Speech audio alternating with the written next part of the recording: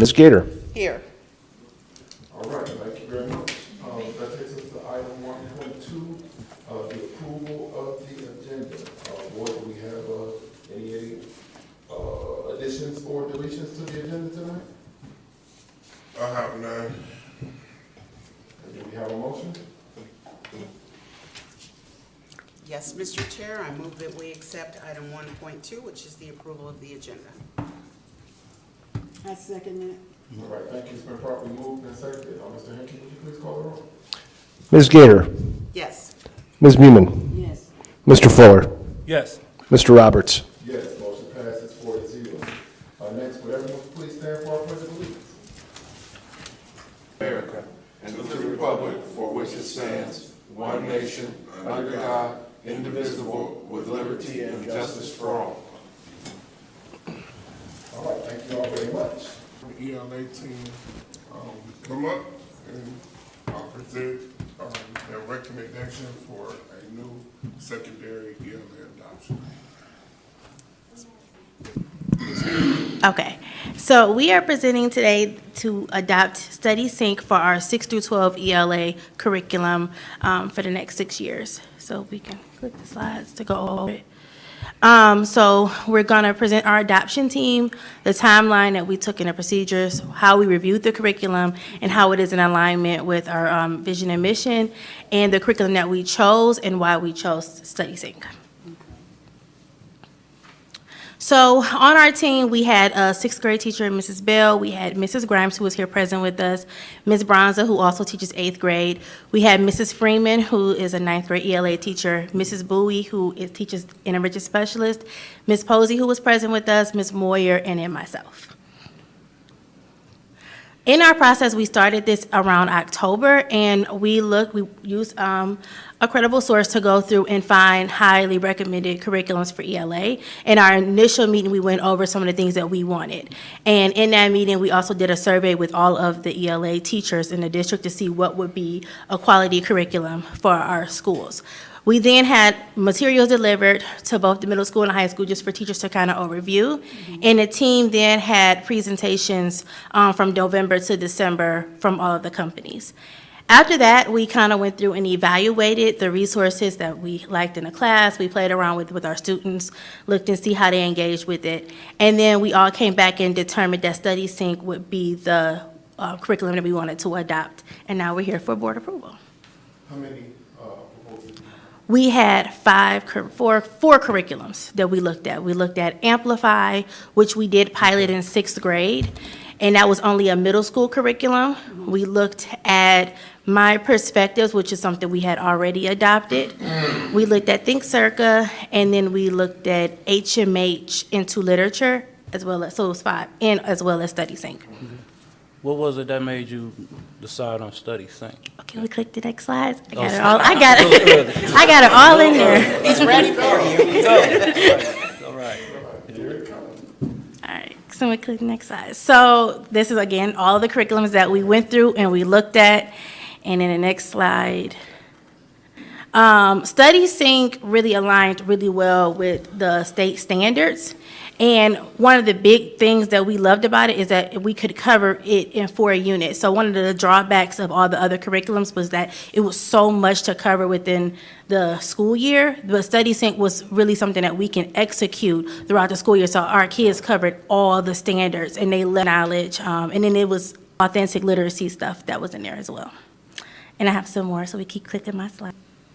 Classic literature. Oh, it had classic literature, so to translate the words for those students to help them. 2,700 book library that the kids can go through and just pick whatever novels they wanted to read.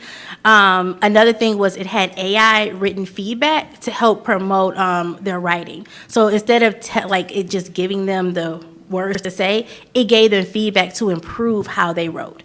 So that was also something that we looked at when we looked at the curriculum. And I think I got one more.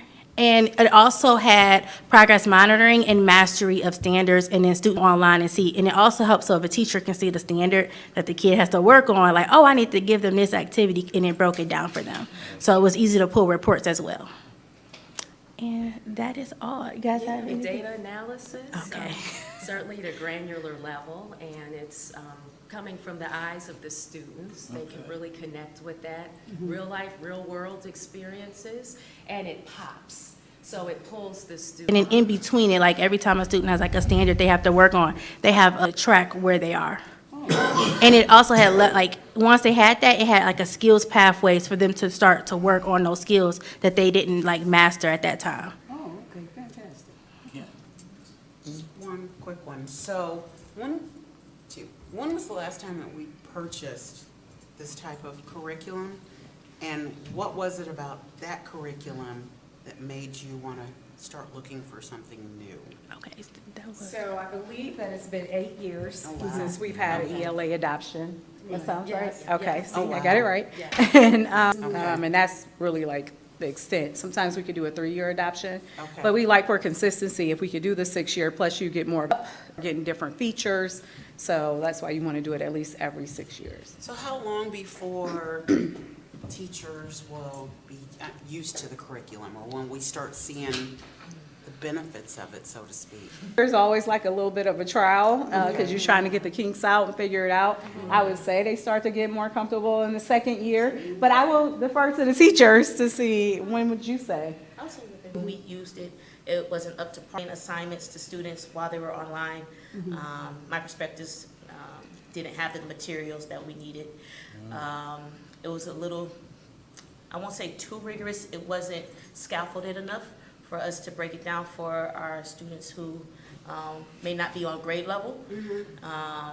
And as Dr. Caver said, it's just, it's outdated, it's a little bit time to move on. And may I add? Yeah, absolutely. It's not very user-friendly coming from the student's perspective. So if I'm a student and I'm, working from at home or I'm in class, it really does take quite a bit of redirection. And also for the teachers as well. There's a plethora of information in there, but colorful Okay. and it's modern. Okay. Training, this is the last question, guys. and then No we'll- worries. Training.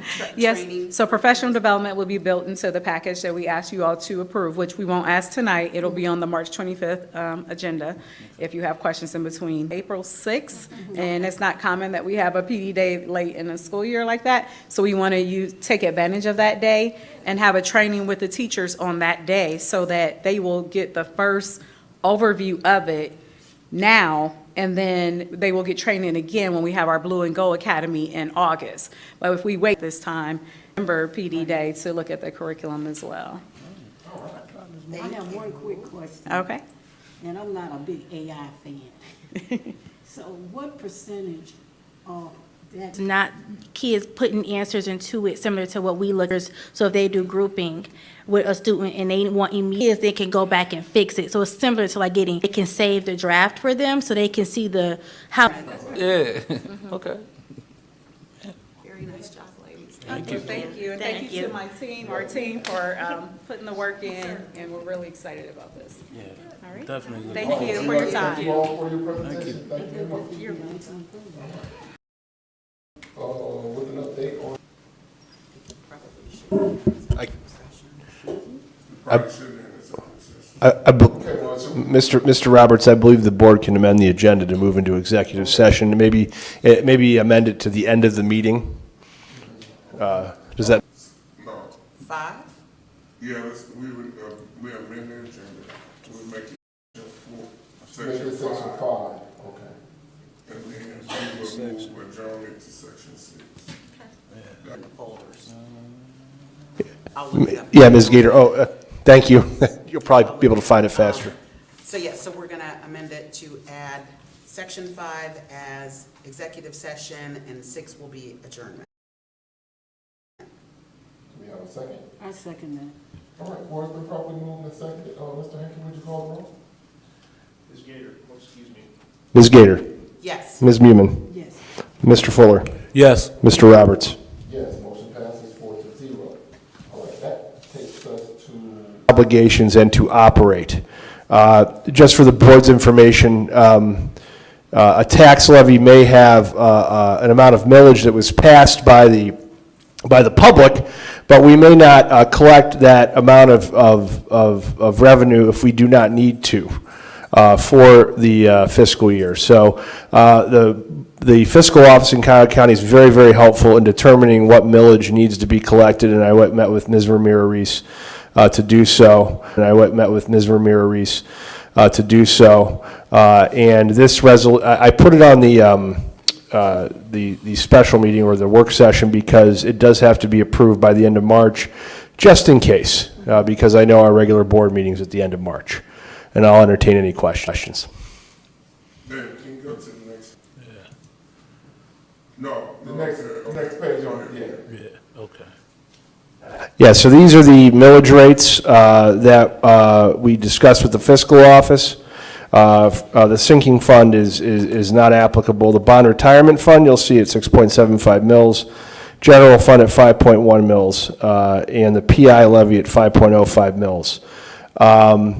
The previous fiscal year, we actually needed to collect less millage on the bond retirement. We upped that, but it's still below the amount that was approved by the voters, which will allow us to meet our debt obligations while also being mindful of the tax duplicate for our property owners here in Warrensville Heights.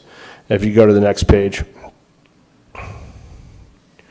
The current expenses for levy authorized by the voters, and you'll see the rates, it's of 0.20 going all the way down. And what that does is that allows us to collect that we need, and we'll fund the general fund based on A, the 5-year forecast, and B, what the district needs to operate. The next page is just the certificate of copy and the fiscal office's filing, which we'll file Mr. Roberts. If the board agrees to adopt this, we'll sign it, and then Mr. Pendleton, the treasurer of record, will also sign it. Board, questions? Good to go. All right, just normal housekeeping. Yeah. Board, do we have a motion? Yes, Mr. Chair, I move that we accept item 2.1, which is the treasurer's recommendation for accepting the amounts and rates as determined by the Budget Commission and authorizing the necessary tax levies and certifying them into the county fiscal officer. Do we have a second? I second. Thank you very much. It's been properly moved and seconded. Mr. Hickey, would you call the roll? Ms. Newman, Yes. Ms. Gator, Yes. Mr. Fuller, Yes. Mr. Roberts. Yes, motion passes 4-0. That takes us to section 3, new business, which we currently have none. Item number 4, announcements. Mr. Jones? Just one announcement tomorrow, boys playing at Canton Memorial Fieldhouse at 6 o'clock against Cliffville. All right, this is the Regional semi-final. All right. All right. If they win, they play Saturday at 4. Okay. Looks like we If win. they win, they play They play Saturday at 4. here. Sounds great. No, it'll be at Yeah, Canton. you can. That'll be the finals. Saturday. And with good, good fortune, if we win these 2 games, where would the state come? Is that Canton this year? 2, executive session. Board, do we have a motion? Yes, Mr. Chair, I move that we go into executive session to consider the employment, hold on, which one was it? The appointment, employment, dismissal, discipline, promotion, demotion, or compensation of a public employee or official. I second it. Thank you very much. It's been properly moved and seconded. Mr. Hickey, would you call the roll? Mr. Roberts. Yes, motion passes 4-0. We will now go into executive session. David, you can stop the recording now because when we come back, it'll just be adjourned. So this actually be the end of the meeting.